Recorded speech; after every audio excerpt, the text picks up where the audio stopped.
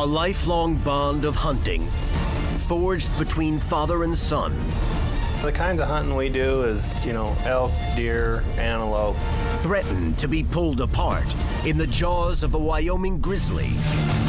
He came straight at me, forcing a father to decide his life or his son's.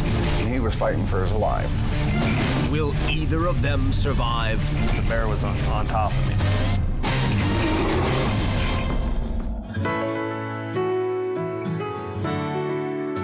The Ron Lemmings, Senior and Junior. For them, the towering mountains, wild forests, and big game have beckoned each fall. Ron has taken his son hunting and fishing since Ronnie was 2 years old. When Ronnie killed his first deer, he was 12 years old. I was probably more excited than he was over the kill. The kinds of hunting we do is, elk, deer, antelope, moose, anything we can draw a tag for. For father and son, it's the trail of the mountain man and the Native American as they ride their horses far into the rugged wilderness. We hunt with rifles and we hunt with bows. Usually we hunt with bows every year because you can hunt with a bow, and if you don't kill anything, then you can also go back during rifle season. I like bow hunting best. It's more of a challenge. You got to get in real close. There's just something about it. You're all camoed out. It's really close range. It's definitely more exciting, I think, bow hunting. In October 2009, the call of bugling elk draws the two men up to ride the High Lonesome, which is in fact home to every brand of wild game, including the deadliest. When we go up hunting in Boulder Basin, we see everything. We see, deer, elk, bighorn sheep, moose, of course, grizzly bears, black bears. The hunt has started well. They've had several chances at elk, and it seems just a matter of time, which fills their fourth day with excited anticipation. Before leaving camp, though, they ask for help and protection, as they always do. Please keep my son safe. We just more or less pray that we will have a safe hunt and maybe have an opportunity to get close to an elk or whatever, and then we'll take it from there. I think probably that morning when I said that prayer that I was hoping that I would have a bull elk in front of me and that he would guide that arrow and that I would finally get to put my tag on an elk. True today. Neither knows what their prayer may mean before the morning's over.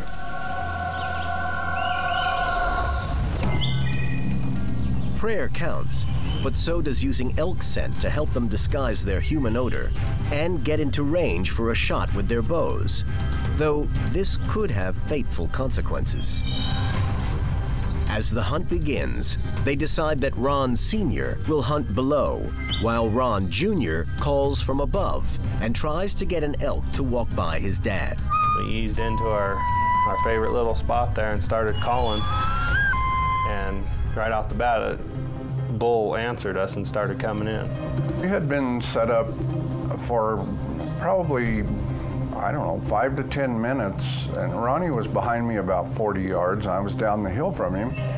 And it was, I believe, a 5-point bull came in and stood just below me, and then he turned and went off to my left, and I couldn't see him, but Ronnie kept calling, so I knew he was still there. I was just waiting for him to move back in an area where I could get a shot at him. I seen that bull coming out, and he was right exactly where I thought he was going to come out, and my dad was in a perfect position. I thought for sure that was his elk. We were getting that elk for sure. The last piece looks like it's about to fall into place, when, without warning, the elk bolts. The elk spooked and took off, and everything was, I couldn't figure it out. There was no reason for him to spook, and after he spooked and took off, I stood up. Then I heard a stick break behind me, and I turned around, and that's when I seen the bear. And what's a mystery at first becomes true terror. When I turned around, the bear was probably 20 yards from me, just standing there looking at me. The look on his face, I knew this wasn't good. I heard Ronnie yell, "Get out of here." And instantly I knew it was a grizzly bear because he would never open his mouth if it wasn't a bear. I just threw my arms up, you know, and I yelled at him to get out of here. Most of the time they turn and run off. This one, his ears went flat and he came straight at me at full speed. For Ron Sr., it's a nightmare playing out in horrifying slow motion. The very first thing that I thought of when I saw that bear behind him, just for a split second, I was holding him when he was a little tiny baby. And then my next thought was that bear's gonna maul my son. Can a man with only a bow and arrow in his hand rescue his son? And does he risk becoming prey himself?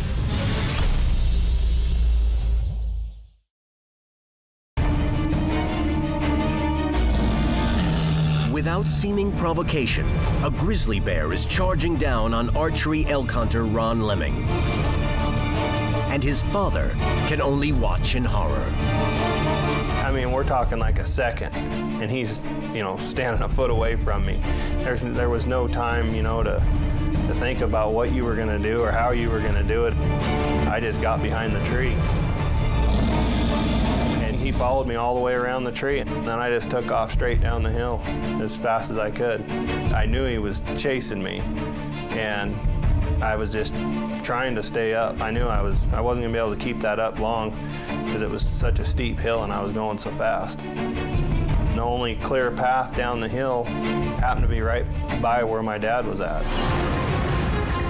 They were getting close to me by that time, and I just thought I have to do something, and shoot the bear with the bow was the only thing I could think of that might help, and not even knowing that that was going to do anything.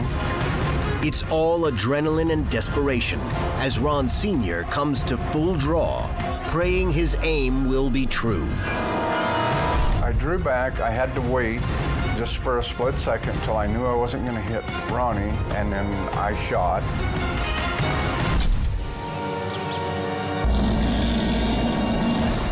I had no idea that I had hit the bear. The way everything was going, it just seemed like, you know, this little arrow didn't do anything. I saw my dad draw his bow back.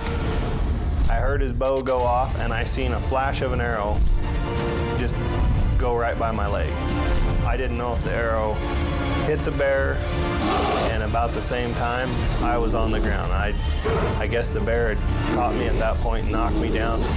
The massive grizzly is now on top of Ronnie and about to clamp him in its powerful jaws and slash him with its raking claws. When I hit the ground, the first thing I could think of was, well, I didn't want to be on my stomach. I wanted to be on my back where I could see what was going on. And I rolled right straight over to my back. And the bear was, you know, he was right on top of me, trying to look like he was, you know, I know they always go try to get at people's heads and at your face and stuff. And that was the only thing that was going through my mind, was to keep him away from my face and my head. The adrenaline and everything that was going on, I actually didn't even know that he had bit me at this point. Ronnie's laying on his back, kicking and slugging. I mean, he was fighting for his life. Somehow, Ronnie gets back to his feet and makes another run to escape the grizzly. I took off down the hill again, and he's right on me, chasing me down the hill again. And I went to jump in between two trees, and the bear kind of pinned me down up against that tree, and it knocked the wind out of me, and trying to turn around and reach behind me, and that's when he bit through my hand. The bear is in for the kill. Ron Sr. has to resort to last-ditch measures to try to save his son, putting himself in harm's way. And I couldn't shoot there because, you know, it would have been a chance of the arrow going through the bear and hitting him. So I just thought the only thing I can do is try and get him off of him, and I started beating on it with my bow. After a little bit, I felt, he got off me. All of a sudden there was no more weight on me, and I'm thinking, oh, he's gonna leave, and I looked over and I could see my dad standing there, and I seen the bear take a couple steps towards him. And I thought, I don't have nothing left in me, and this thing's gonna go after him now. Ron Lemming Sr. may have only succeeded in giving the grizzly another target for its rage.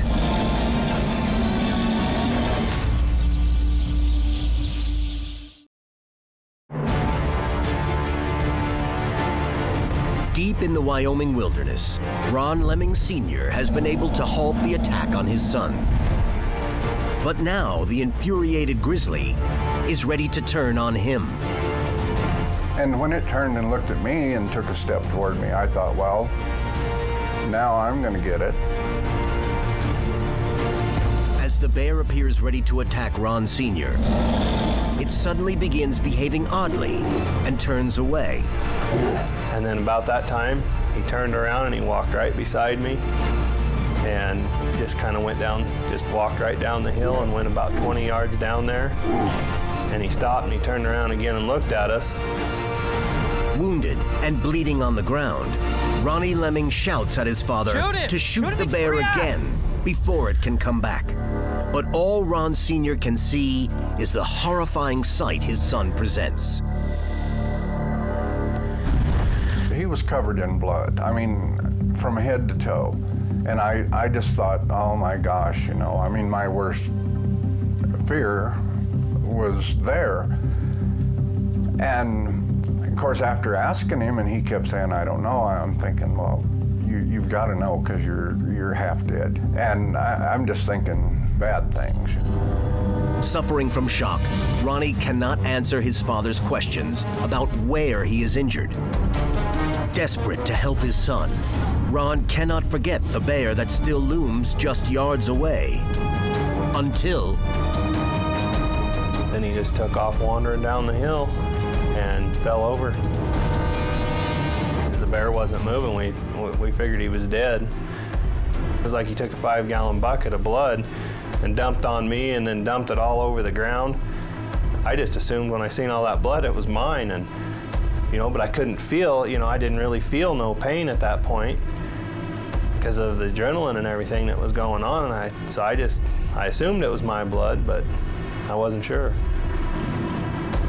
Surprisingly, maybe miraculously, they find that the vast quantities of blood are not Ronnie's, but were pumped out of the bear. Both hunters realize that grizzlies are a threatened species, and so there will be an investigation of this one's death, which they document with their camera.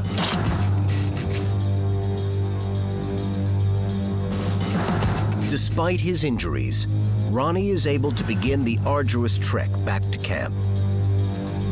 Ever the true hunter, he even suggests one last attempt at a trophy.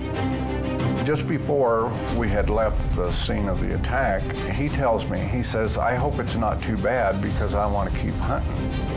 And I said, kid, you're going to the hospital. There's no more hunting this trip.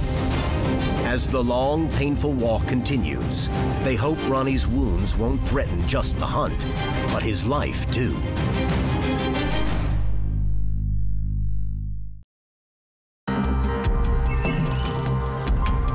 Wyoming's Boulder Basin outside Yellowstone has been the favorite wilderness hunting grounds for father and son Ron and Ronnie Lemming. But now it's become a territory of terror as they rush to reach medical help. On the ride to the pickup truck, the numbing effect of the shock fades, and Ronnie begins to feel the pain with every clopping step of his horse. I felt pretty good as we were riding out, and we got a few miles from the trailhead, and then I could kind of, I started feeling some throbbing, and then I started feeling the pain, because it took us probably 6 hours to get back to where our pickup was.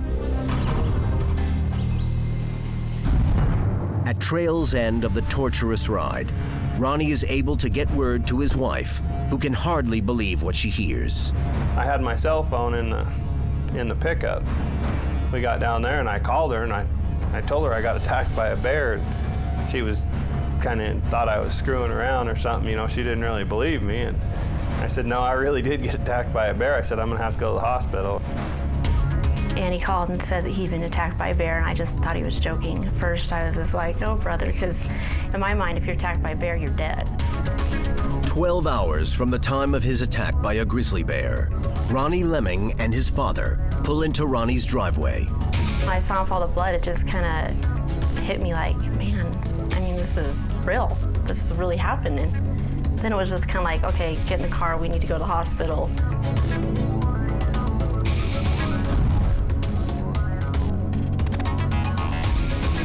When we got to the hospital and got in there, they looked at it and they said that I was going to have surgery, and because they needed to cut, you know, around all the bite wounds and all that, they needed to cut that open. They were worried about him getting infected. By the time we got to the hospital and they got him into surgery, it was like midnight. I do remember sitting out in the waiting room by myself. That was kind of just going through my mind and telling our kids if their dad had died. How do you tell like a 3-year-old and a 5-year-old their dad's dead? So I just remember sitting out there and just those thoughts were going through my head, and just being really thankful that that didn't happen. With Ronnie in the hospital, Ron Sr. escorts a game warden and a biologist back to the scene of the attack the next day. As the biologist examines the grizzly, it becomes clear just how remarkable Ron's shot was. They checked the bear. He used a limber stick, and he followed the path of the arrow. And he told me that the arrow had hit a major artery and went right into the heart. An inch right or left, up or down, and Ron's arrow might not have found a killing spot. The Bible speaks of the arrow that flies by day, and Ron Lemming has to wonder if he and his son's prayer had not guided it. When the biologist told me the path of the arrow, I thought of the prayer, and I thought, yes, God guided that arrow. The shot couldn't have been more perfect, I don't think. I just don't. I think that the shot my dad took was definitely a miracle. I know that arrow was guided by God. There's no doubt in my mind. You could make that shot 1,000,000 more times and never hit that exact same spot.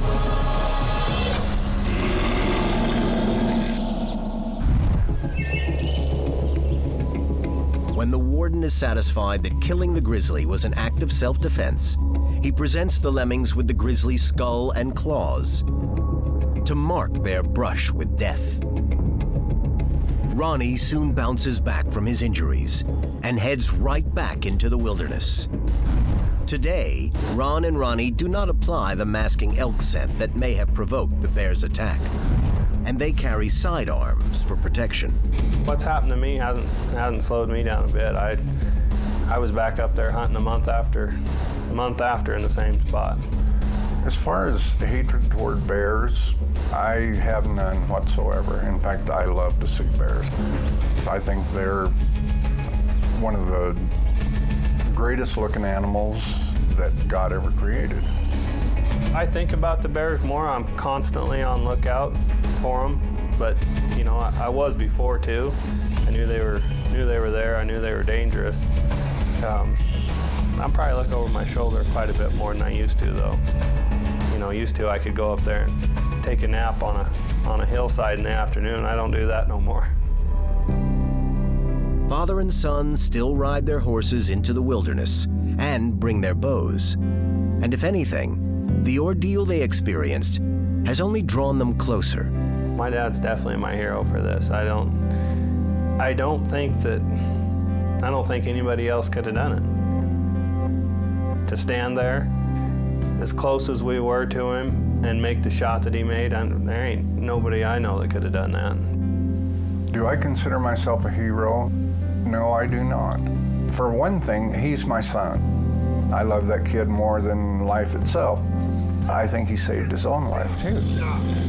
The way he fought that bear when he was on his back, it was amazing. And I think a lot lesser men would have given up at that point, and they would have been dead. Yeah, what happens made me just respect life a little more. You know, I always did anyways, but you know, you just don't know. You know, you don't think it's gonna happen to you when you go out there. You know, I've been out there a million times and it's never happened, but it can at any time. The lives of a father and son rested on courage and instinct while balancing on the blades of an arrowhead, flying, perhaps, by the power of prayer.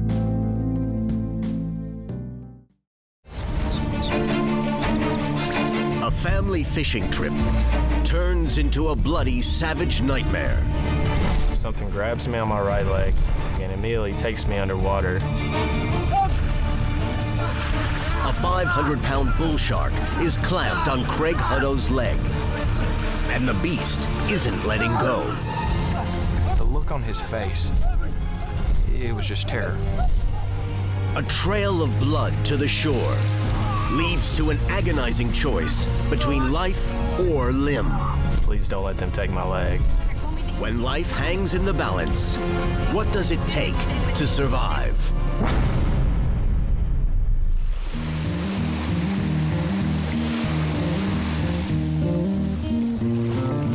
June 2005, the annual Hutto family vacation and fishing trip. This year, it's Cape San Blas on the Florida Panhandle. It was just a strip with condos on either side, and there was maybe one restaurant and a gas station and a bait shop. That was it. 16-year-old Craig and his 25-year-old brother Brian are looking forward to spending time together surf casting off the beach. The brothers grew up fishing, pulling bluegill out of the lakes and rivers near their home in Tennessee. This time, they'd have to try a new challenge. My fishing's always been out of a river or from a boat, and so when I saw this surf fishermen, they would bait, they would go out, stand on the sandbar, and just watch them. So I was like, that's something that we could handle.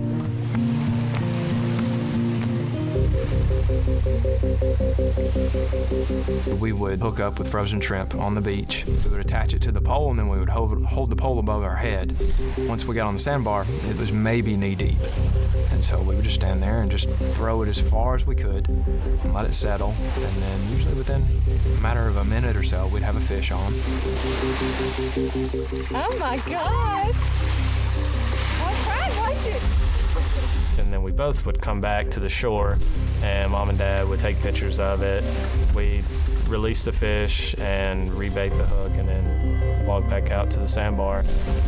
Craig and Brian follow the same routine for hours each day of the vacation.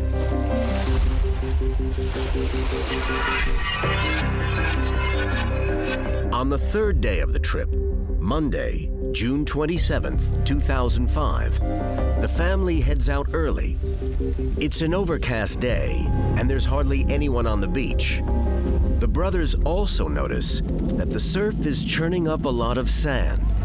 The clarity of the water was terrible. You could probably see about a foot, and then that would be it.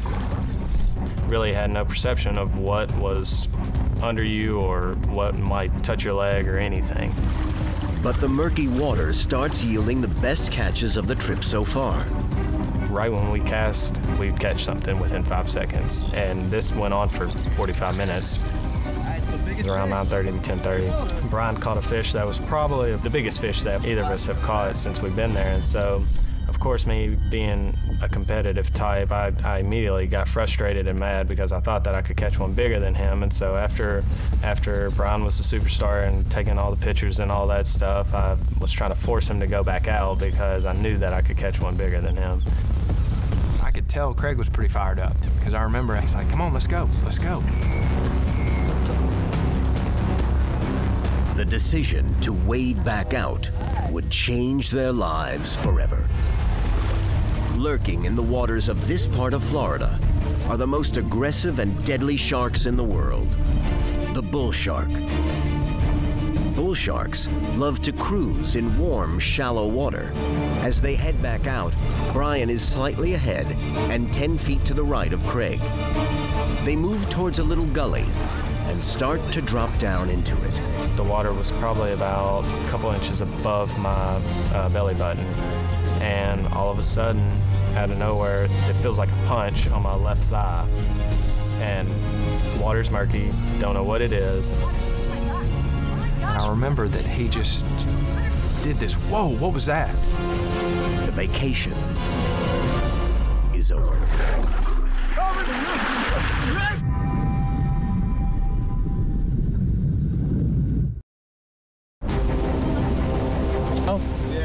Come on, we're on vacation. Craig and Brian Hutto are enjoying a day of fishing in the surf off Cape San Blas, Florida. But unimaginable danger lurks. Suddenly, Craig feels something like a punch hitting his left leg. Water's murky, don't know what it is, and so I immediately jump back. Then, terror strikes.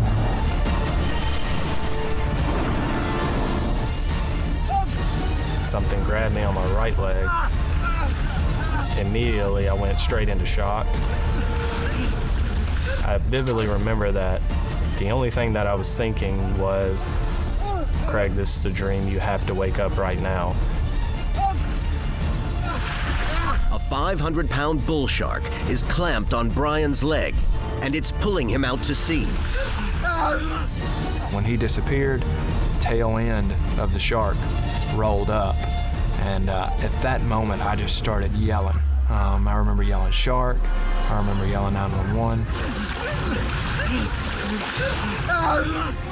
Brian rushes towards the murderous shark to save his brother. He goes under, and then he pops back up and he just looks at me and he just yells help. And I mean, he's just screaming. And the only thing I saw was a pool of blood, and didn't even see a fin, didn't even see anything. Brian just comes up and takes his right arm and puts it under both my armpits and across my chest. Craig he's thrashing at the water. The look on his face, it was just terror. The shark is not letting go. It literally felt like I was pulling a dump truck. I don't know that the shark was fighting against us, but we're just pulling the weight of the shark, the weight of Craig. You've got the waves going back and forth.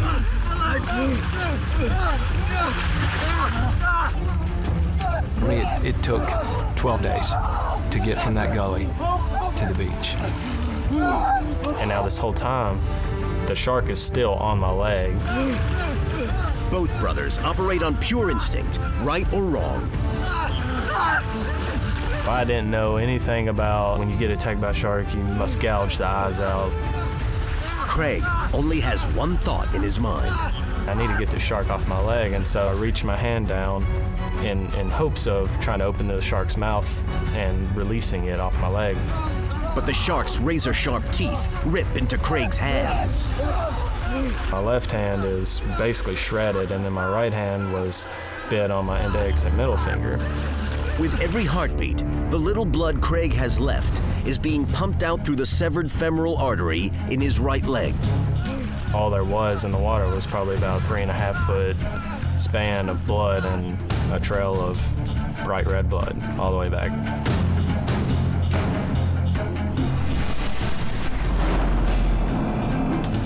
The brother's dad, Roger Hutto, rushes out to help his sons.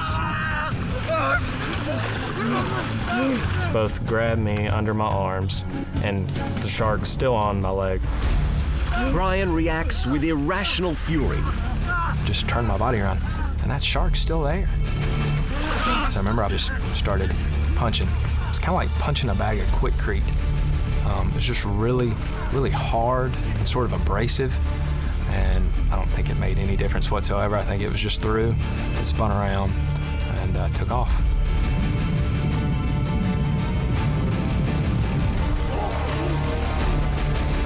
Craig is dragged up out of the water as Brian collapses.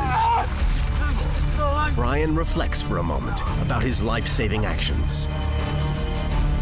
Luckily, I didn't have time to think. My rational brain would have said, your wife's 7 months pregnant, and she's on the beach. And if you're really thinking about this, you're swimming towards something that's bred. I mean, it just eats. That's all it does. It eats. Sort of went through a range of emotions there, just from anger to relief that we're on the beach, and then, you know, that spilled over into just bawling, because who gets attacked by a shark?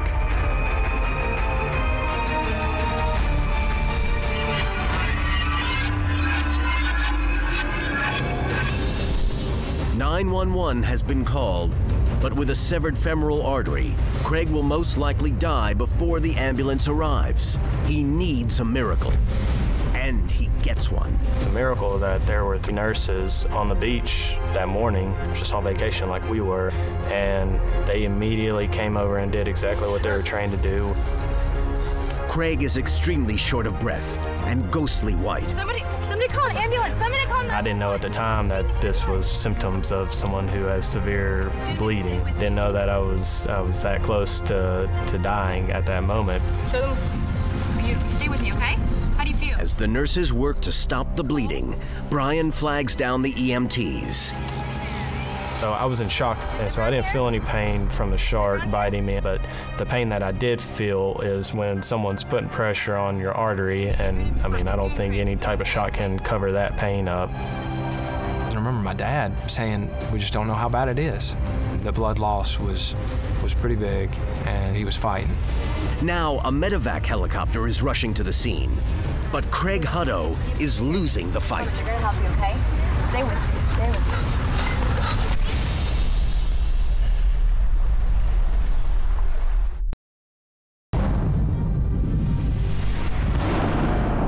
Craig Hutto has been attacked by a 500-pound bull shark.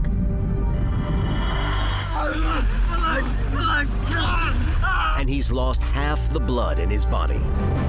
His life is slipping away. The nurse says we're having a hard time keeping him stable.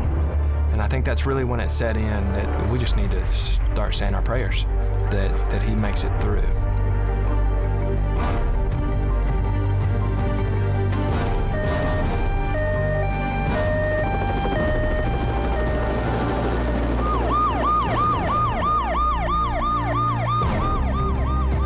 When Craig regains consciousness, his hands and leg are heavily bandaged.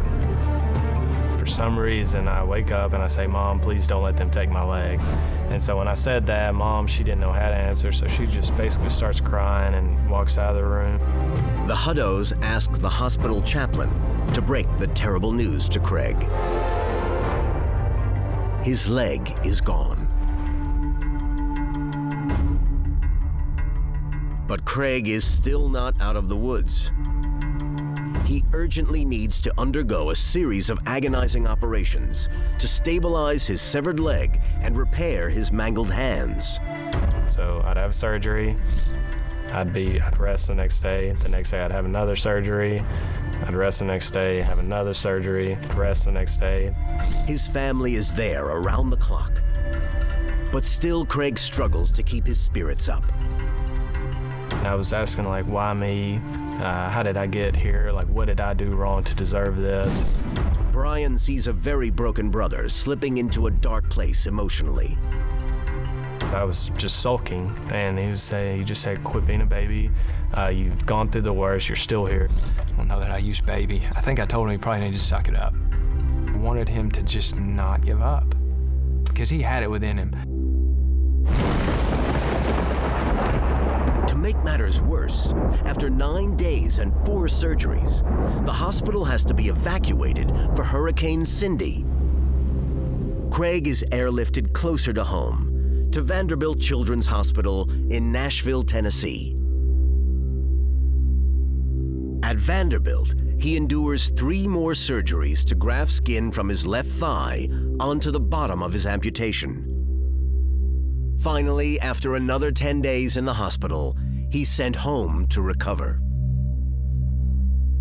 That whole period was hard psychologically for me, just because I never required somebody to unzip my pants to help me use the restroom and then turn around and pick up a fork to feed me.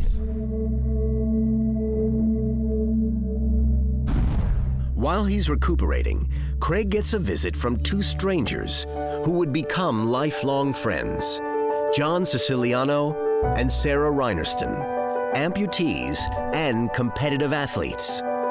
They actually flew out from California basically to let me know that just because this happened to you doesn't mean that's the end of your life. You're still going to be able to do whatever you want. In fact, just 5 months after the shark attack, Craig goes to La Jolla, California as John and Sarah's guest to watch the challenged athlete triathlon. It was awesome. It was people that had injuries that put mine to shame, that were doing much more than what I even thought I could do. And so after I saw that, I made up my mind, and like, this is something that I'd want to do. Welcome. How you guys doing? Spectators, La Jolla, good morning. Yeah.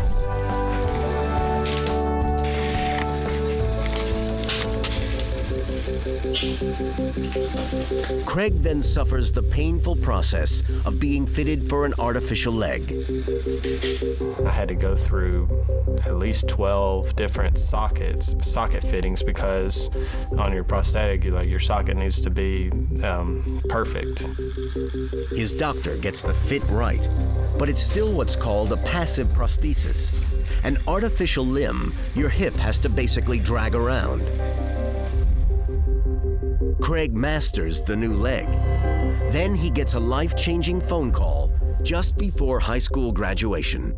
It was cutting-edge technology, and I thought that it would be cool to be the front runner for this. Craig Hutto is about to make medical history.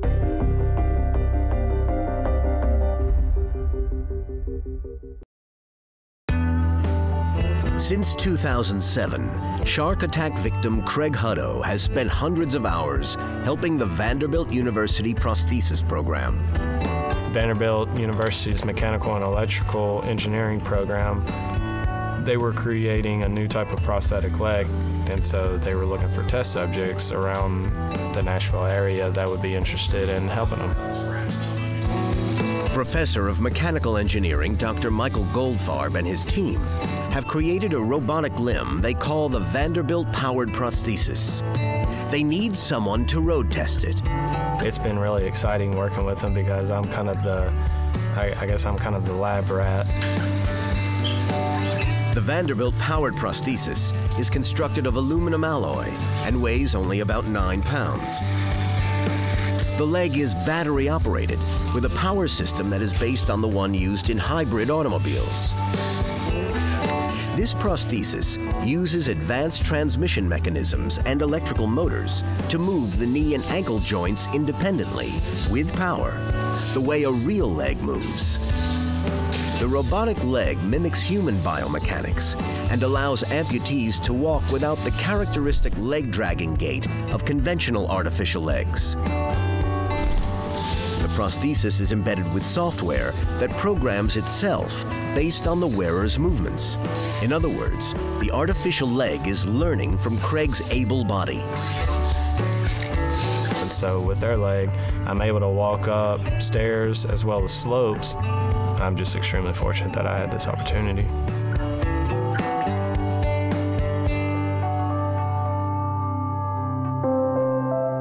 Craig also pursues his education, and in 2011, he graduates from Middle Tennessee State University.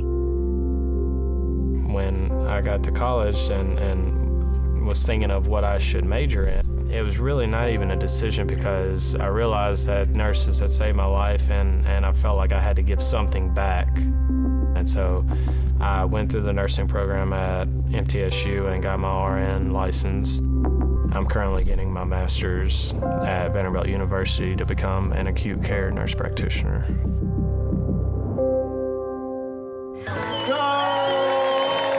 And as for that promise he made to himself back on the beach in La Jolla, watching the Challenged Athlete Triathlon, Craig goes one better.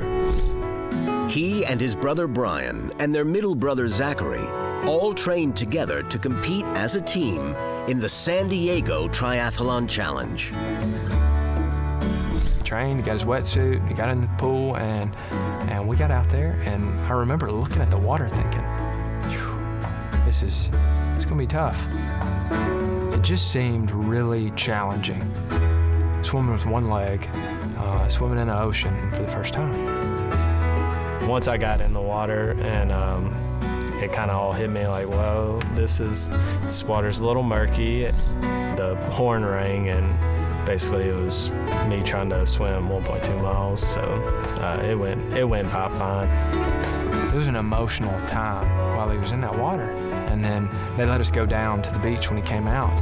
And he comes out and he gets his crutches, and I was so choked up and so proud of him because he'd come full circle.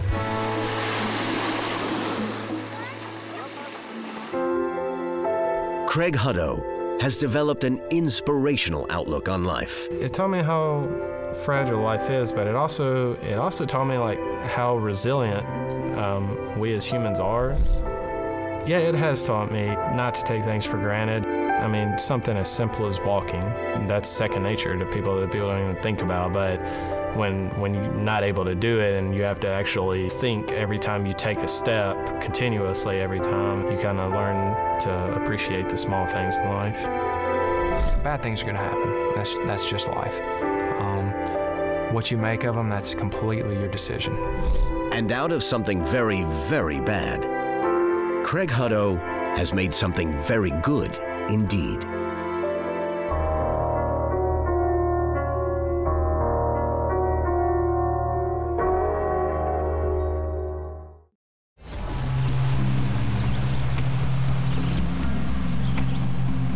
For a young hunter, the freedom of the Georgia woods casts a special spell. I actually like being out on my own and being able to experience things on my own. Here he can stretch his legs and hone his skills, building confidence in his woodsmanship. I never really worried about anything attacking me. I never really had much to worry about. But all that changes when he suddenly becomes the prey to a deadly pack of predators.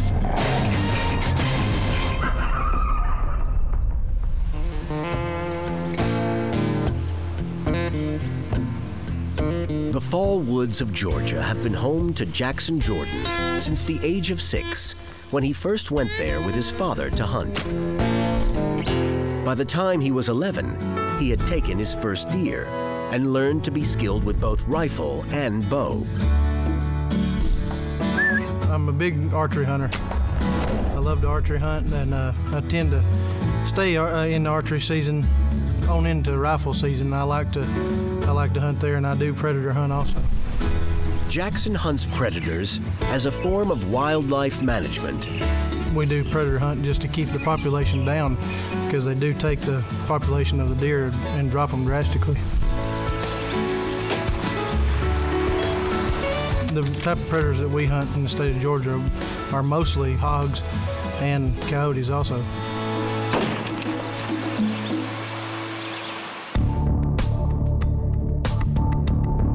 We had seen a lot of coyotes in the area. You know, we'd seen, 10, 11, 12 running together at a time. And you hear them calling in the woods and trying to locate each other and get up and get in a pack with each other.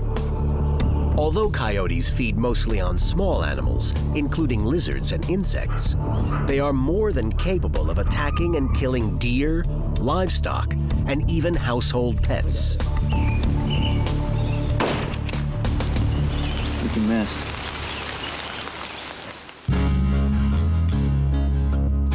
A coyote is a carnivore, obviously. They call it the American jackal. It stretches all the way from Alaska, far north Canada, all the way down into Mexico. You can hunt them as much as you want, but they are one of the smartest critters there is, and you will never get rid of them. And they're shy.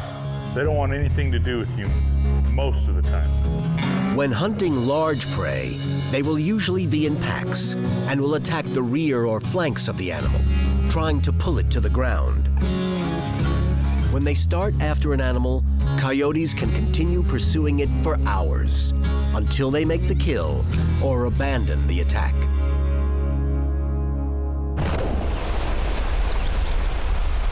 From the time Jackson was 13, his father gave him an increasingly freer rein to roam and to hunt on his own.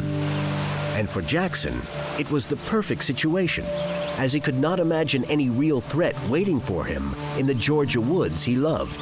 When I was probably 13, my dad started letting me hunt on my own, and that was just from him going out with me and letting me take a deer with him by my side. And he kind of just turned over everything to me when the deer did come out. You know, he didn't really tell me what to do. He just kind of let me go ahead and experience that myself while he was there with me. Nice, nice, you got it. That's awesome. Let's go check it out. Okay. Once he did that, he knew that I was able to hunt by myself. For Jackson, being able to hunt alone was something he often looked forward to at the end of the school day, and he would be in a rush to get out with his bow or rifle while the light lasted.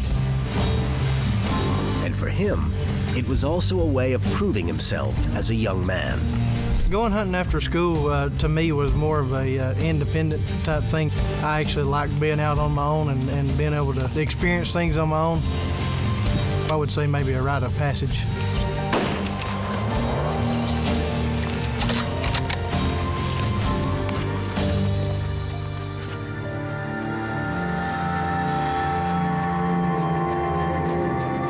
By the time Jackson is 16, his abilities as an outdoorsman instill a confidence in him, a confidence that will soon be tested.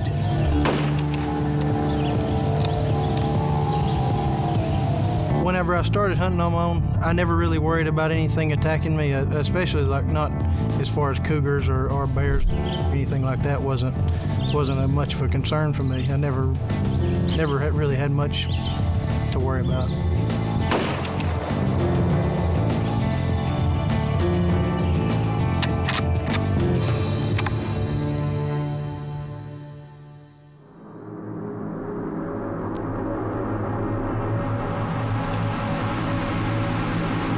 On December 21st, 2003, Jackson prepares for an evening's hunt as he always does. He doesn't expect anything but deer to be waiting for him when he gets into the field. It was later in the year, very cool outside. Got everything ready, got all my gear together, and got in the truck and went back out to the woods. And just didn't plan to be able to sit very long, just because I knew that I wasn't going to have a lot of time. So when I got there, I drove to the stand. I left my truck probably 175 to 200 yards around a short finger of woods on the other side. It was a very pretty evening. It was, like I said, it was pretty cool. I had all my thick cold weather gear on.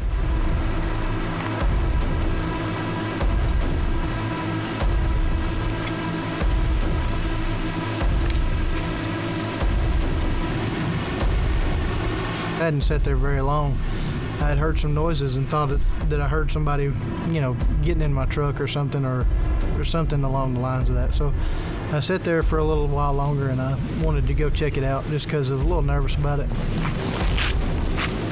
Jackson starts back to his truck. The next 200 yards will suddenly turn into the longest walk of his young life.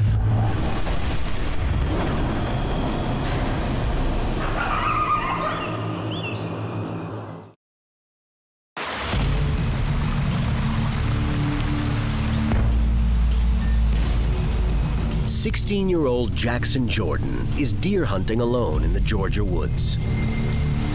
He's an experienced hunter, and he's confident in his skills. This is familiar territory, and he's comfortable with his surroundings. But then he hears noises and thinks someone is breaking into his truck. He leaves his stand to investigate. Now, his hunt is about to turn into a literal fight for survival.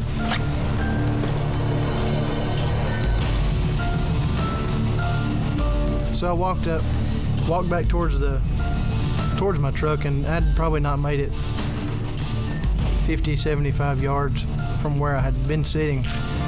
And I heard something running behind me. In my mind, I'm thinking, you know, I've jumped a deer up. I shouldn't have got up out of the stand and come back over here. It is a coyote, determined to take Jackson to the ground. I turned around and it just caught me off guard, and I actually had a coyote leaping at me.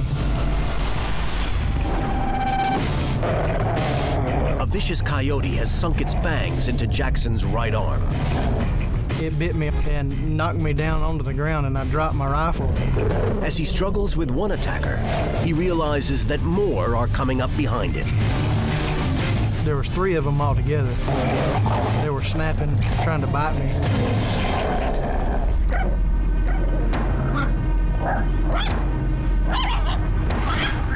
In typical fashion, the brush wolves have made a coordinated attack from behind and from the side, slamming Jackson to the ground.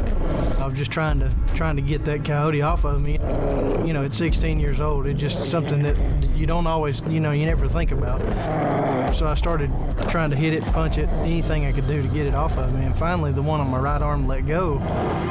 Trying to stand, Jackson is brought down again by another coyote that bites into his left leg.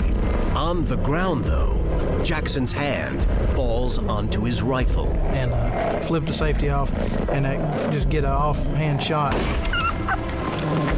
And just barely grazed one of them, and the 2 ran off, and the one that was on my leg just continued to stay there. And I knew that I couldn't try to shoot one off my leg. I could possibly shoot myself. I just started hitting it with the rifle or in my hand, anything I could do to try to get it off of me. Finally, it let go.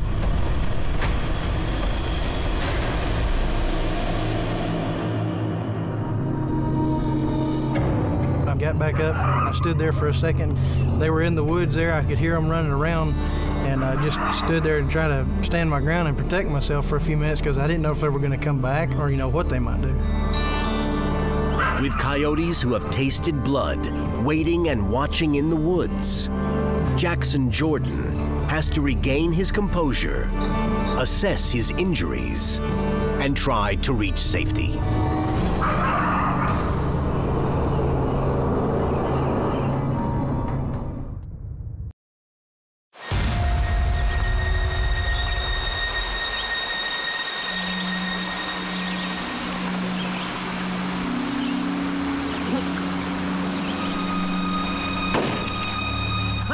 Nice, you got it. The Georgia woods have been a second home to 16-year-old Jackson Jordan since he started hunting them with his father when he was 6.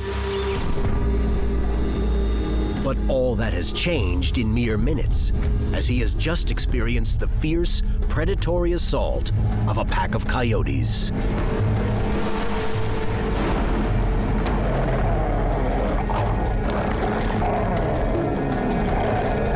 He has gotten off a single shot and scared off a pair of the coyotes, and used his rifle butt to club a 3rd off his leg. These coyotes, there was 3 of them and one of this hunter. They sized him up and they said, we can take him. That's what made them fearless. Once they decide to attack, they're vicious. But as soon as he shot his gun off, they'd probably been shot at, and they remembered, we better get the heck out of here. Back on his feet, he does not know if the coyotes are preparing to come again, or if this time there will be more than 3. He needs to check his wounds and get to safety without delay. Well, the first place I looked was on my leg because I knew that it had scratched me on my leg a little bit. Just couldn't feel the pain. Like I said, you know, as far as my adrenaline going, I didn't know if if the injuries were worse than they were. It was bleeding a little bit. It punctured 4 holes in the pants that I was wearing at the time. then once I saw there, I knew that I was able to use my right arm, so I knew that it wasn't bad enough to where I couldn't try to get back to safety. In the past, Jackson has seen coyotes in packs of a dozen, and as he hears the sounds coming through the trees around him, he has to wonder if more coyotes are gathering to finish the attack. I'd seen 10, 11, 12 at a time together, and I knew if there were 3 that I would probably be okay, but if the other 10 or so came, that I was going to be in trouble.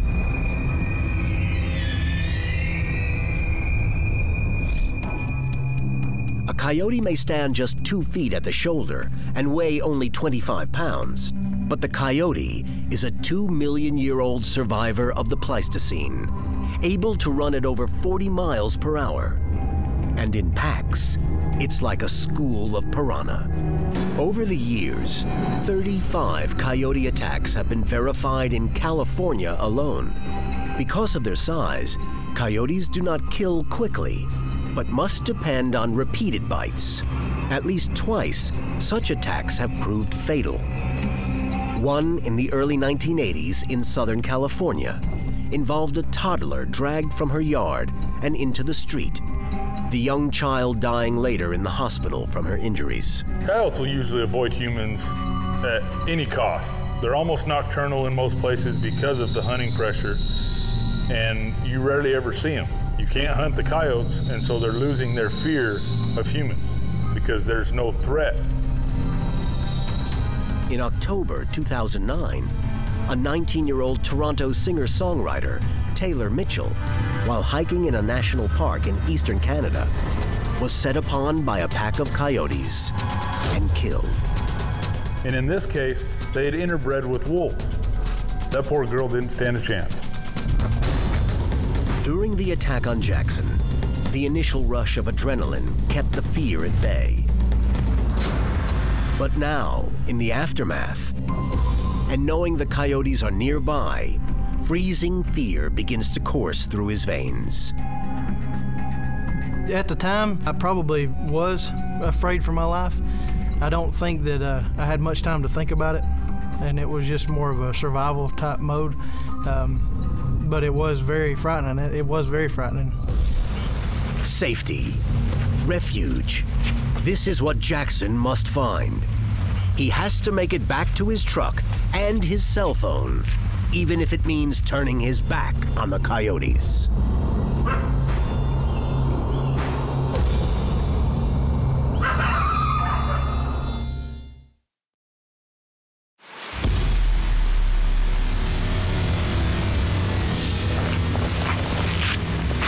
At 16, Jackson Jordan is hunting deer in his native Georgia woods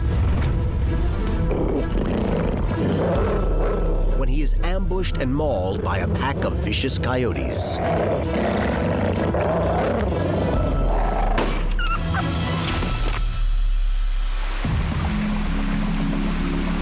As Jackson retreats to his truck, it is like he is awakening from a walking nightmare. When I got back to the truck, I'm thinking, did this really happen? And why? What could I have done, to provoke them? Did they think I was something else, or were they just hungry? Why would they do it?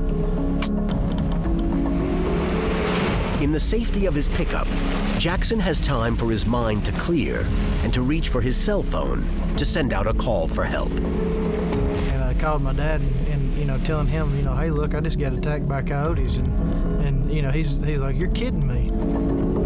He couldn't believe it himself. He's been a firefighter for 28 years, and he immediately went into, making sure I was okay. And, I'm just like, hey, I'm just trying to get home, just to try to, get away from the situation. As he drives home, he at last has a chance to assess the damage the coyotes have done to him. By the time I got home, I had already pulled my coat sleeve up to see if I had any bleeding or anything, and the insulation of the jacket, it had a lot of material in between. The coyotes didn't actually puncture my skin as deep as it could have. And on my left leg, it made 4 puncture wounds into the pants that I had on at the time. The evidence of the ferocity of the attack can be seen in the state of the pants he's wearing. Pants he has kept to this day as a reminder of a potentially deadly situation. These are the actual pants that I was wearing at the time, and the 4 puncture holes, these are the 2 top teeth, the top canine teeth, and these are the 2 bottom ones here. Jackson may have been lucky to escape the ultimate fate of the coyote's jaws, but their teeth may have left him with something equally as lethal, as he learns from family friend Bo Nicholson, an EMT. He said that without knowing if the animal actually had rabies, that they normally suggested taking the rabies shots as a precautionary step. The next day, Jackson and his father go to the local hospital, where a doctor delivers the grave diagnosis. He looked at the bite wounds on my right arm and on my left leg. Some time ago, they would split the shots up along the belly. At the time, the steps had actually changed, so they put several shots around the puncture wounds in my right arm. Probably ended up with, 50, 60 different injection sites around the puncture wounds. Once that was finished, they put 2 large shots into each hip. And I knew that they were very painful shots. I'd always, just heard about the rabies shots being very painful. And I couldn't begin to, explain the type of pain that those shots are when they're injected into your skin. It just makes your skin feel like it's on fire, and if not worse, as they're putting those in. The pain of the shots is like the stings of scores of angry wasps, but there is no alternative. The threat of rabies is the threat of violent death with unbearable pain, mania, seizures, hydrophobia, and coma. In medical history, there is only a single case of a person surviving rabies without vaccination. For the next couple of days, it was very, very, very sore. The series of injections spares Jackson from contracting rabies, and he makes a complete recovery from his wounds. And the attack does not keep him from returning to the woods to follow his passion for hunting. After the attacks from the coyotes, I did go back and hunt in that area.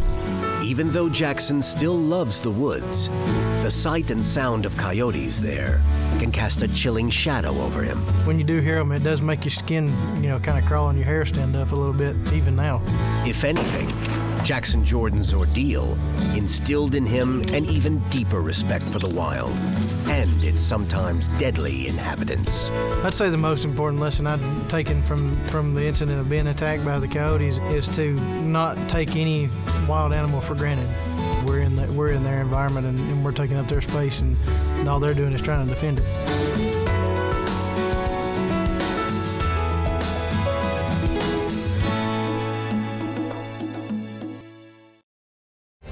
Hormone-fueled buck attacks a fisherman. I was dead. His nephew jumps in with both feet. I had to get involved or he was gonna die. 170 pounds of raw power. And it was lifting me and Ron off the ground as we were holding it with, everything we had. Armed with only their wits. You gotta use your fear to your advantage. And a fish fillet knife. Ron's face was right there. This was no Bambi. I had so much adrenaline. The deer did, Ron did. It was, it was all crazy.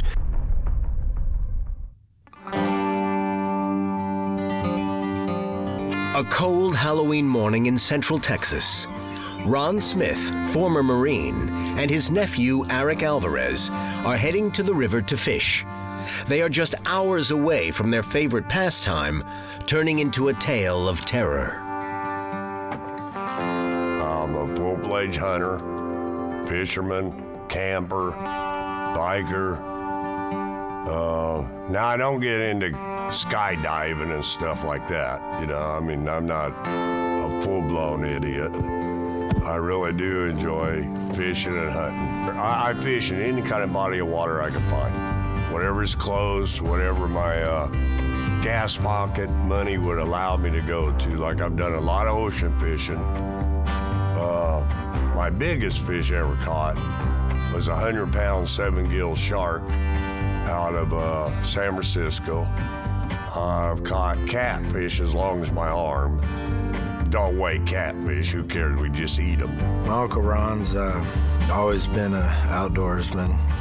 He's always been a guy that's really good with kids, really good with taking the next generation out. He's always been somebody to look up to. Mostly catfish is what we went after, but if crappie was running, we'd go after them. And on this particular day, that's mainly what we was after, was crappie. They make the short drive to a popular fishing area, a river that feeds into nearby Eagle Mountain Lake. We don't take a house with us when we go fishing.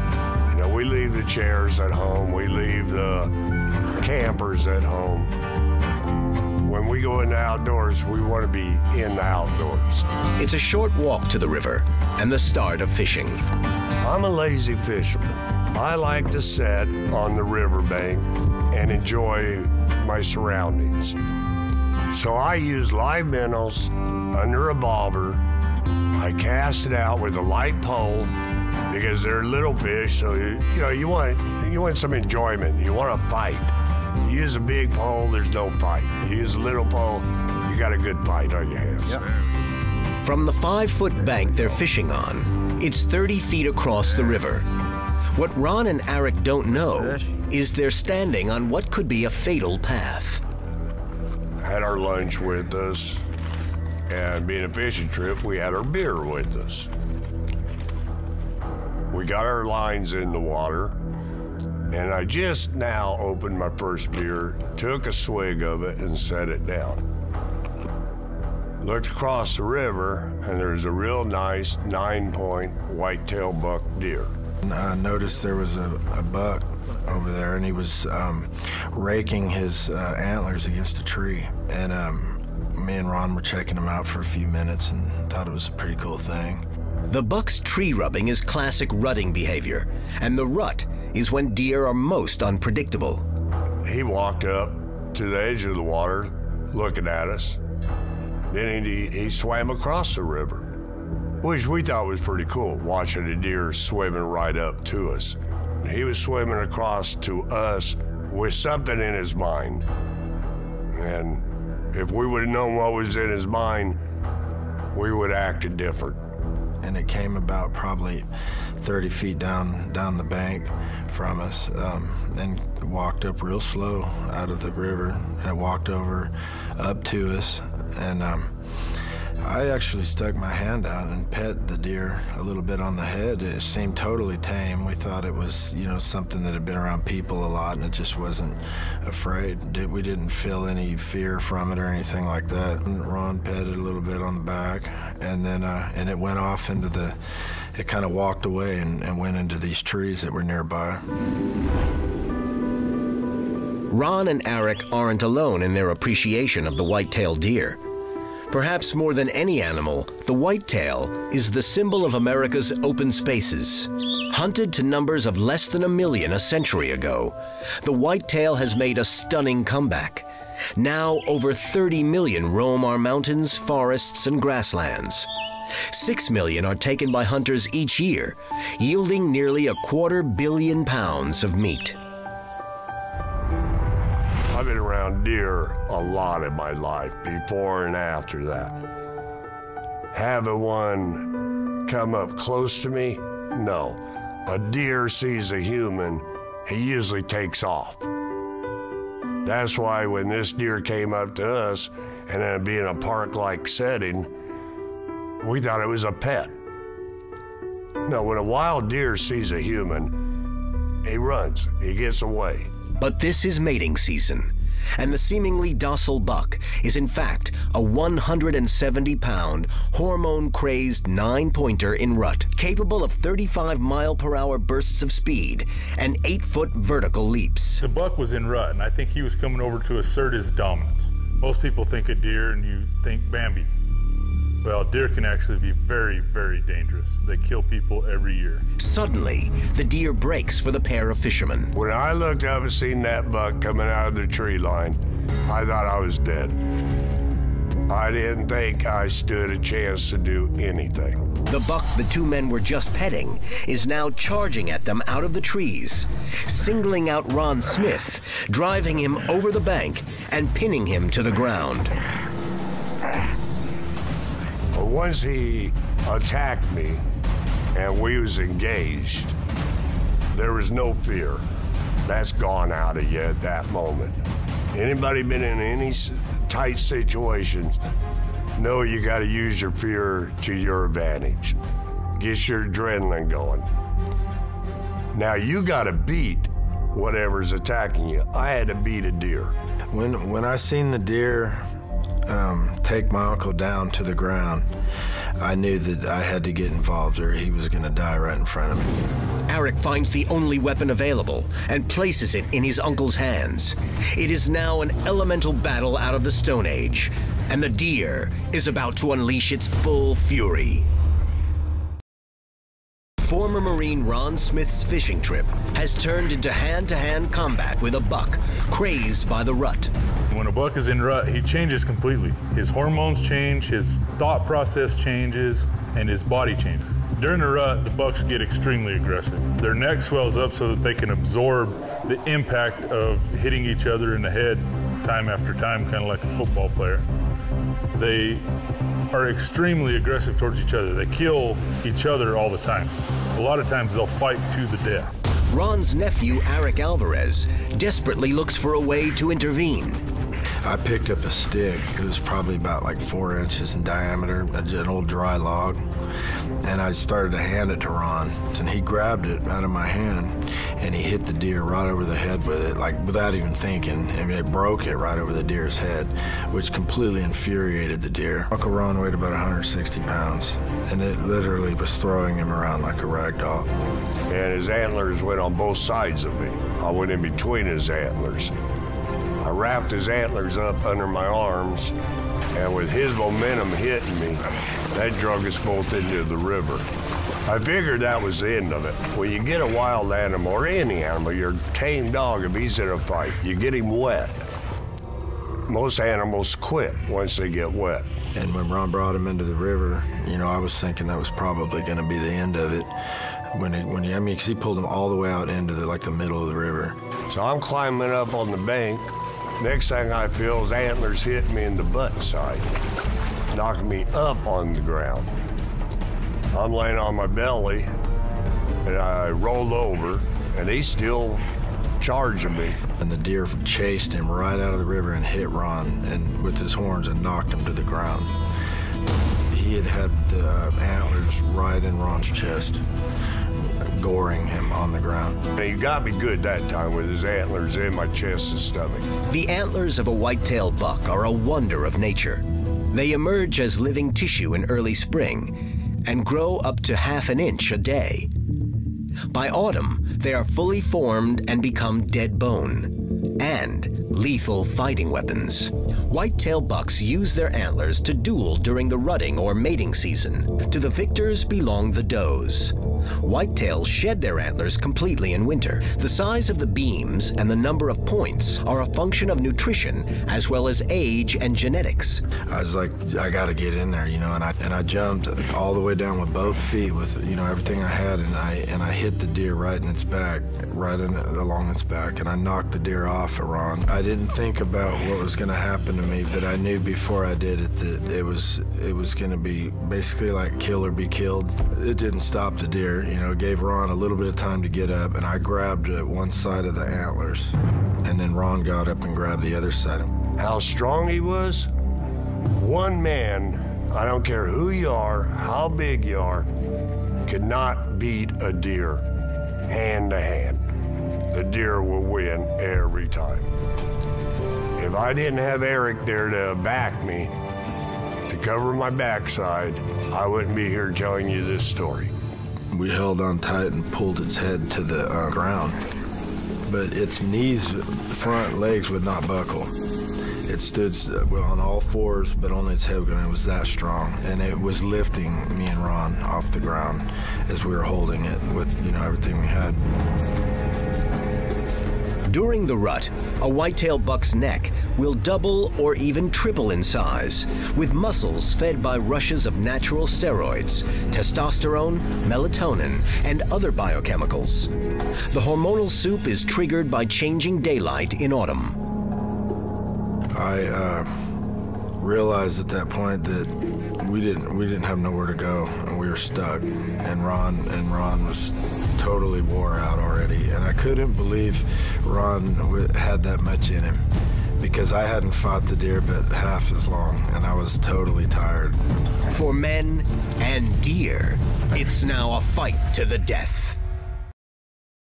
Texas anglers Ron Smith and nephew Eric Alvarez have had their morning's fishing trip turned into a primeval struggle between men and beast. It's very rare for deer to attack people, but during the rut, it happens every year. You hear of somebody getting attacked, people getting hurt, killed, severely injured, cars having the windows broken out of them. You hear horror stories all the time. And I told Eric, I said, now watch out for his feet. So Eric maneuvered around to get out of the way of his feet, because I don't know if people know it or not, but a deer's hoof is more dangerous than their antler. They're sharper and they're stronger. Eric and I couldn't really figure out what to do with this deer. I couldn't let go. If I let go, he would just keep attacking us. I dreaded having to do anything to the deer. Right as I was thinking that, Ron said, Eric, get the fillet knife off my hip and cut his throat. I told Eric finally, I said, it's time to kill this deer. We ain't got a choice. And I had a fish and fillet knife on my side. But a fish and fillet knife is real thin, real sharp, but it's little. It's only like 8 or 10 inches long. It's not something you kill with, it's something you clean with. And I looked down and I could see the fillet knife right there, and I grabbed it, immediately knowing what I was gonna do. But I was full of so much adrenaline that I had to steady myself, because I was about to cut anything. A fillet knife so sharp. And Ron's face was right there by the neck where I had to cut with his hands on the horns. Everything was happening so fast, and I had so much adrenaline. The deer did, Ron did. It was, it was all crazy. And I got the knife, and I slowed down and I positioned it. Eric only had about a 4 to 6 inch spot without getting me. And this whole time, the deer's jumping around. I'm moving around. But Eric makes a perfect stab and gets the deer through the throat and the jugular vein. And we just held on it, it bled out. Even after all that, after it was done bleeding, it was still standing there, and it was breathing, and you could hear all the noises and the heat from it, everything. Even mortally wounded, the buck refuses to surrender. And then it stood back up again, and then it fell down, and it was dead. And I go to get up, and I can't. At that moment, I realized the deer's antler was through my hand and had me pinned to the ground.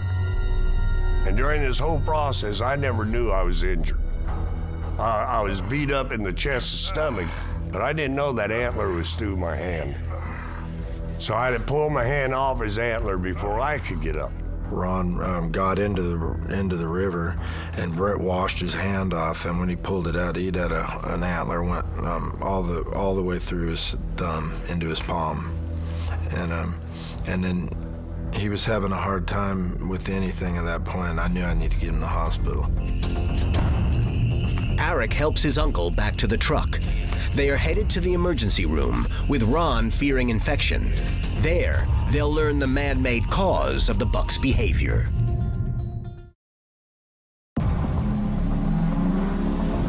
Having lived through violent combat with a rut-crazed 9-point buck, Eric Alvarez rushes his wounded and exhausted uncle, Ron Smith, to the nearest hospital. Really, I was thinking the deer was rabid. That was my first thought. And they were having him wait in line, and you know, we said, look, he's just been attacked by a deer. You know, Ron needs to get to, you know, in the emergency room. Okay. Sir, why don't you come with me? We'll take you right away. You can wait here. We'll be out and get you in a minute. Let you know how he's doing.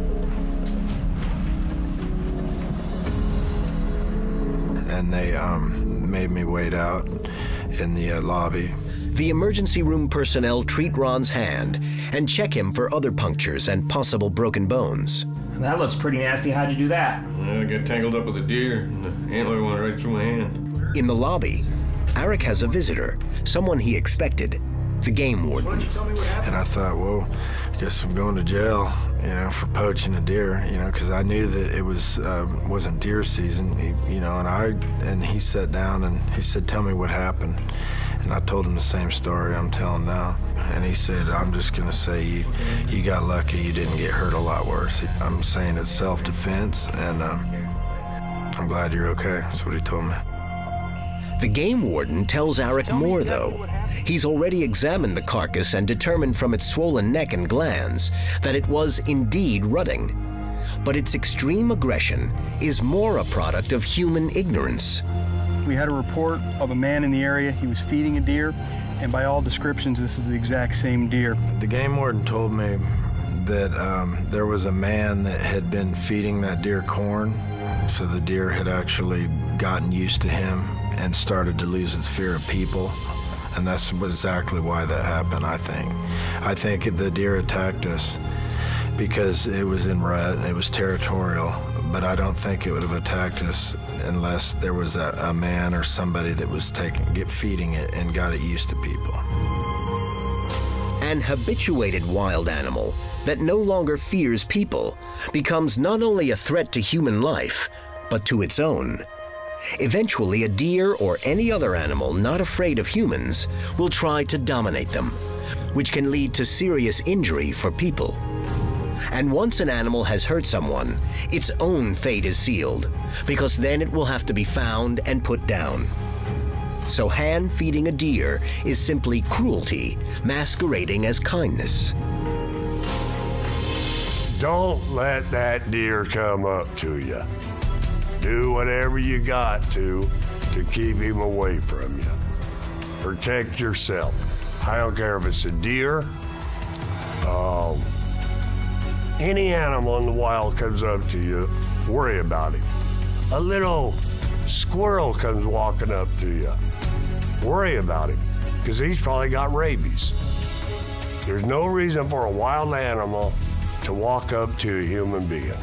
The deer's head went to a lab to be checked for rabies. It wasn't infected. But a question remained. What should be done with the meat? But there was a homeless family living on the river, and the game warden asked me if it was okay for me to let that homeless family have the deer, because by law, I couldn't take it.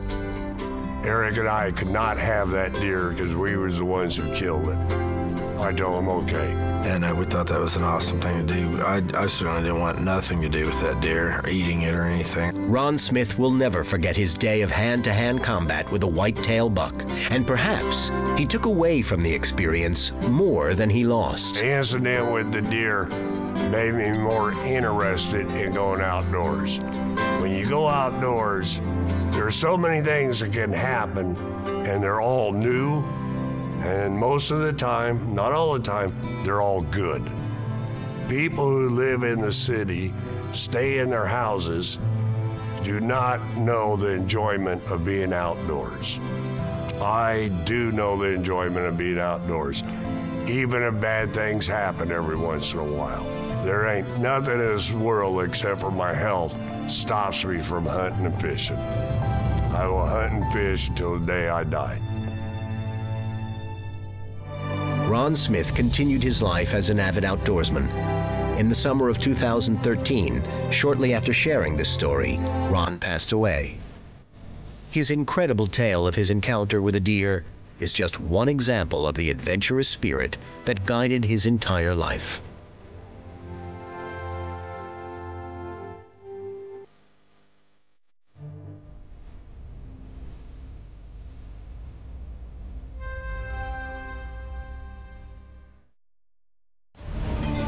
It's another perfect day of spearfishing for a band of friends on the Gulf. It was a beautiful day. It was clear, calm, perfect. But the tranquility and beauty are about to be torn apart by a set of vicious jaws. And I looked down and saw it was a shark. A young man's life hangs in the balance after an unprovoked attack from out of the ocean's depths. Within a split second, there was a 5-foot radius of blood around him. And now courage and selfless loyalty will be tested to the utmost. I didn't think he was going to make it in. He was white as a ghost.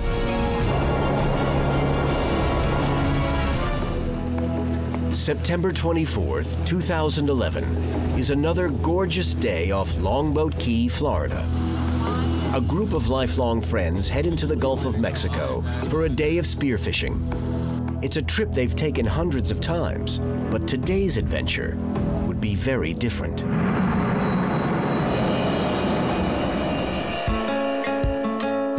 C.J. Wickersham's family has lived in this fisherman's paradise since the 1920s. My dad, pretty much everybody in my family grew up fishing, and then so I started fishing when I was probably 1 or 2, when I could hold a pole. CJ and best friend Connor Bystrom have grown up together here. And their sport of choice is spearfishing. We met in elementary school. We grew up together. We've always fished and played sports together, and we just bonded ever since we were kids.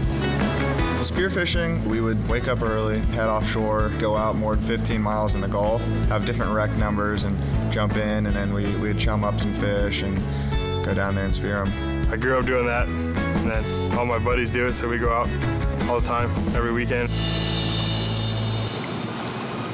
Today, it's the usual crew. There's CJ and Connor, Katie, Oshi, Kira, Lee, and Max. The friends set a course west-northwest for Anna Maria Island, dropping anchor 4 miles offshore. First spot was like 35, 40 feet deep, and we want to try that for our first spot to see if there's any hogfish or grouper on it. So Connor and Lee and Max all got in the water and started diving. The group likes to free dive.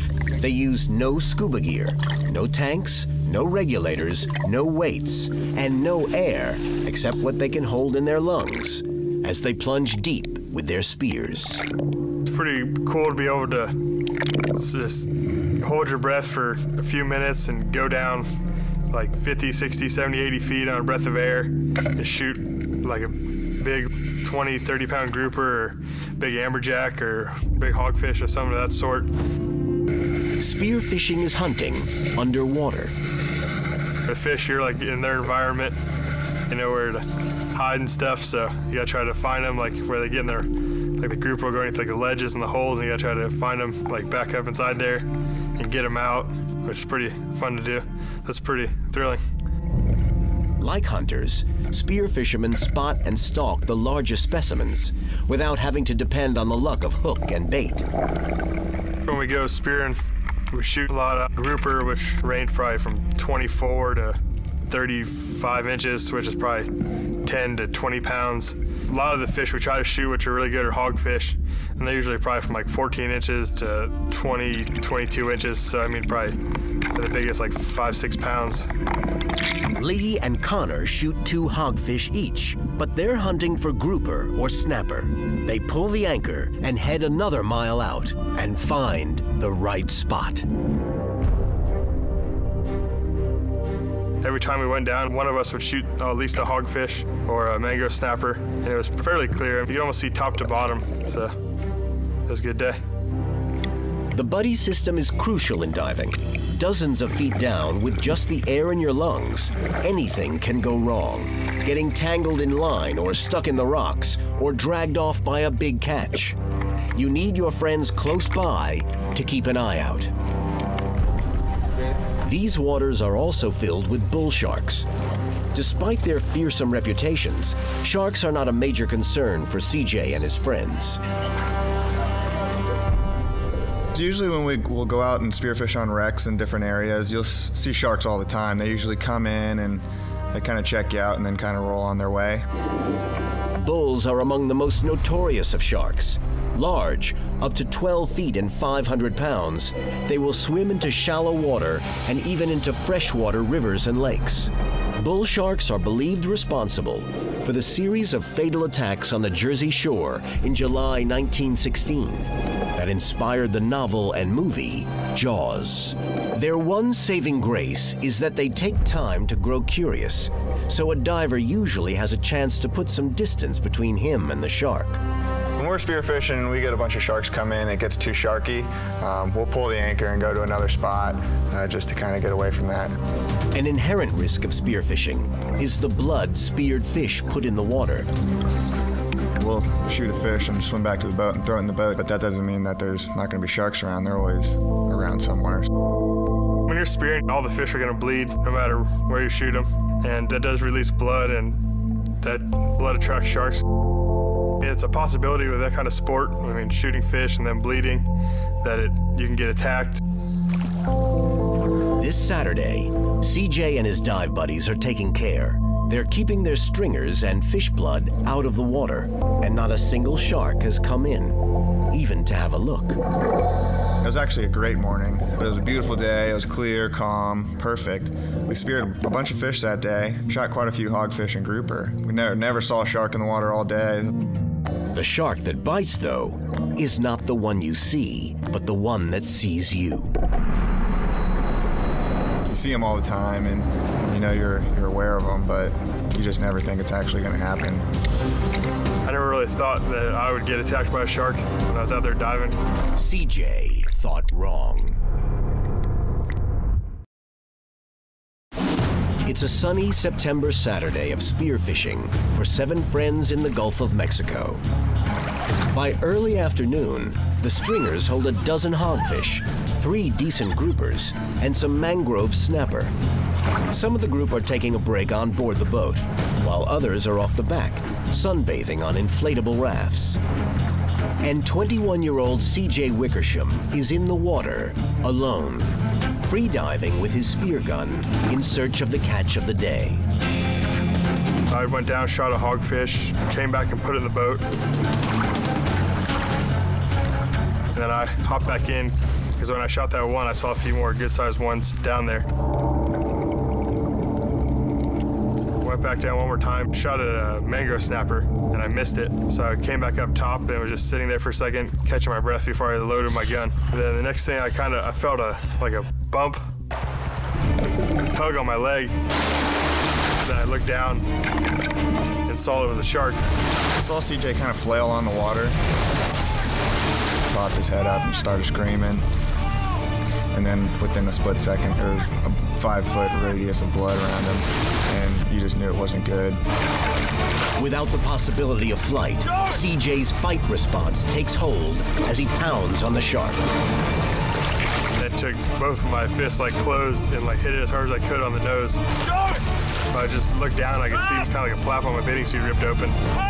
Connor reacts with blind courage, diving into the water to swim to his friend's rescue. I remember Connor jumping in the water really fast. He only had one flipper on. He swam over to me as fast as he could.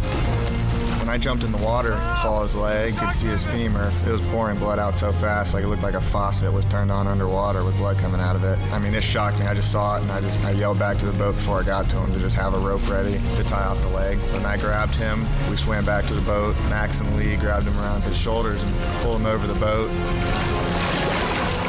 It's a gory spectacle that sends terror through almost everyone. A gaping wound 15 inches across, punctuated by ragged tooth marks. Once we got back to the boat, I just kind of closed his wound, and I had a rope, and I just kept twisting it until I couldn't twist anymore. And then his leg just turned white and he quit bleeding. Meanwhile, Kira was on phone to 911. They were telling us what to do. We needed to put pressure on the wound and wrap towels around it until, they're like, if it bleeds through the towel, I'd wrap another one around it. Katie and Oshie handed towels over to me, and I was wrapping them around his leg and just holding it, and the first 2 towels bled through, and I think we ended up putting 3 on it, and then you wouldn't see blood through the 3rd towel, so I didn't think he was going to make it in. He was white as a ghost. He was complaining that his chest was tingling from a few miles offshore and his hands were really tingling, and the only thing I could think of is that he probably doesn't have too much blood left. Lee kept talking to him and giving him water and holding his head while we were full throttle in from 6 miles out, so I think that helped a lot. Strangely, the only one who seems unaffected is CJ. I don't remember seeing what it looked like. It didn't really hurt too bad at first, and then once they pulled me in the boat and they tied the tourniquet off, my hands and feet and everything started like tingling. I didn't really feel like too much pain because their teeth are so sharp, it just bit right through it. It didn't really hurt too bad. The lack of pain and CJ's lethargy are danger signs. The shark's bite has severed the femoral artery, and the rapid loss of blood from the massive wound has sent him into shock. His body is shutting down, his life slipping away. Unless the bleeding can be stopped by his friends, CJ will be dead in a matter of minutes.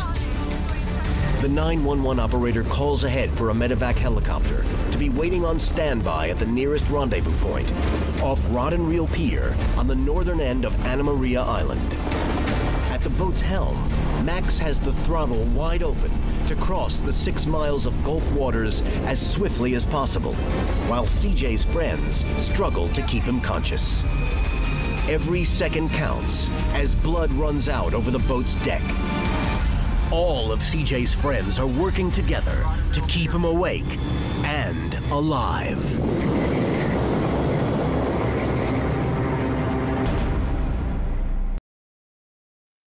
It began as another Saturday of spearfishing for a group of young friends from Longboat Key, Florida.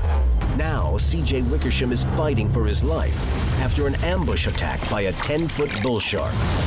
The predator has jaws with bite force of nearly 500 pounds, and it has slashed CJ's thigh to the bone, cutting the femoral artery. They're now in a desperate race to get him to shore.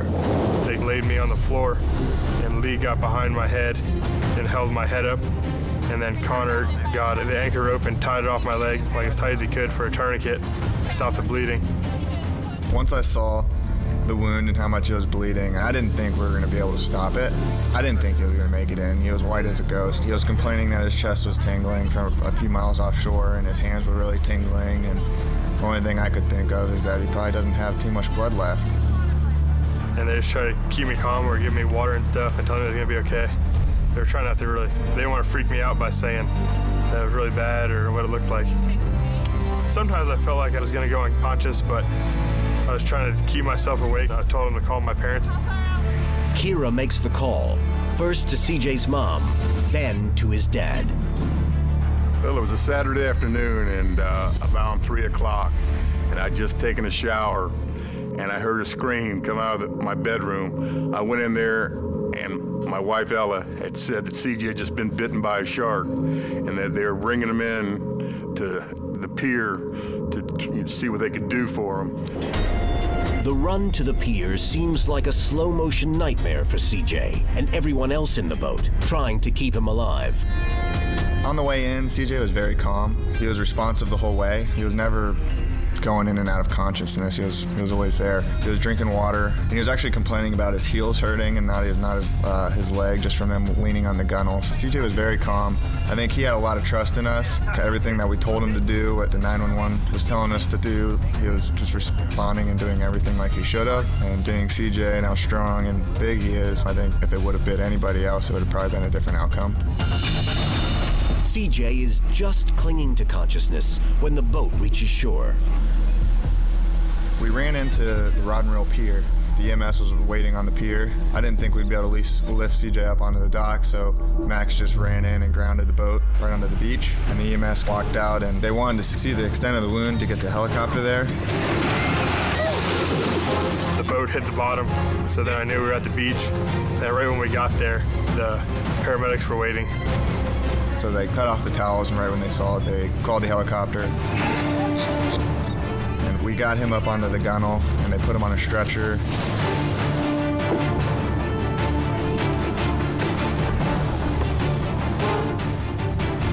Connor later told us that when they got to the beach, he said the boat was just a pool of blood. The brought the backboard out and put me in the ambulance right off the boat. Connor wants to climb into the ambulance to ride with his friend to the hospital. Not sure if this will be the last time he sees him alive. Once he got into the ambulance, I really wanted to go with him, but I couldn't go. The ambulance speeds 3 miles down the road to the Anna Maria Community Center. The medevac helicopter is standing by, engines running. It's a flying surgical unit, and the one chance C.J. Wickersham has of surviving his terrible wound. By the time they got me in the helicopter, that's when they gave me like 5 or 6 units of blood, which you only have, they say, like 8 to 10 units of blood in you, so I'd lost more than half my blood by the time that I had gotten to the helicopter. CJ is flown to Bayfront Medical Center in St. Petersburg, and his family and friends rush to his side. We really had no idea. It was definitely a scary experience, and we had no idea how bad he was bitten. CJ's distraught parents arrive just minutes before he is taken in for his first emergency surgery. When we first got in there in the emergency room, he was covered up. They had a sheet over him and everything, and he was totally white, and he was, really hurt. You could tell that. He really didn't say much. We just kind of looked at him and just told him we loved him, and then they wheeled him off. As CJ enters the operating room, no one knows how he will come out. Will he keep his leg? Will he even survive?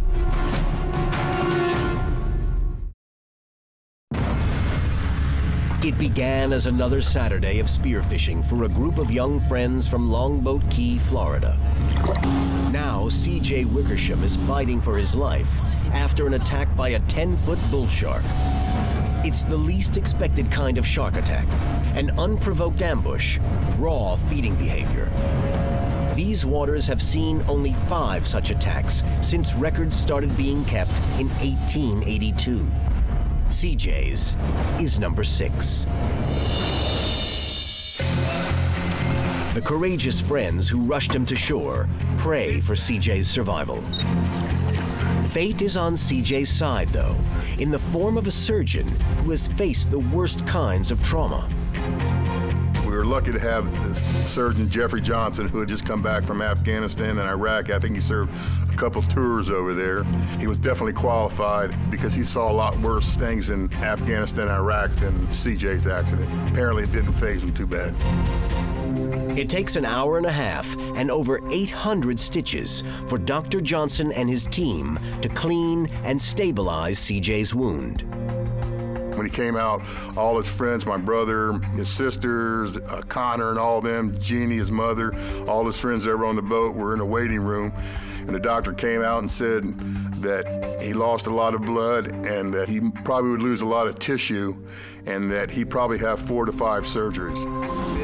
CJ has made it this far because his friends banded together to keep him from bleeding out and to get him rescued. Their efforts have saved CJ's life. Everybody who was on the boat the next day went down there to see CJ. It was an amazing feeling to actually be able to see him again. It was like Christmas morning. CJ has to be given enormous amounts of antibiotics to stave off possible life-threatening infection. A lot of times when you get bit, they say a lot of bacteria in the salt water, and that's really dirty in the shark's mouth, like a really dirty animal, like their mouth. And a lot of times they would think you would get infected. The recuperation is long and grueling, but amazingly, CJ makes a full recovery. Now CJ's back to doing what he loves, including spearfishing, though not every Saturday. I'm lucky the shark didn't shake its head, which they do a lot of times when they bite stuff. Like you see on TV, they'll bite it and it'll shake, but I don't know if I hit it fast enough when it bit or if it just didn't like, or what it tasted like when it bit me, that it let go and didn't shake or tear any of my meat, just kind of ripped it open. Connor and CJ's friends will forever hold a special place with the Wickersham family. Yeah, Connor definitely saved my life. All my friends did. Lee, Max, Kira, Ocean, and Katie. All what they did, like, kept me calm. Well, Kira called 911 and Max drove the boat and stuff. So, I mean, they all definitely saved my life. What Connor did for me means a lot, that he would jump in the water after I just got bit by about a 10-foot bull shark. There was blood all over the place, and he jumped in without even thinking and just grabbed me. And then, I mean, it's like, he's pretty much like my brother. You know, he would do that and risk his life to save mine, to get me out of the water. Connor, definitely a hero. If it were not Connor, I wouldn't have a son today. Yeah, I love him a lot. Life at Longboat Key goes on now, and it's still a paradise, made even more so by the realization of how precious life can be. After seeing something like that, I definitely have more respect for the water. It's just anything can happen in a split second. It was just a perfect day, and just within a split second, it turned into, you know, a horror story. So I get to spearfish and do all the stuff I love. Hang out with my family and fish and dive and hunt and everything. Yes, I definitely love it every day. I don't take it for granted that I'm here.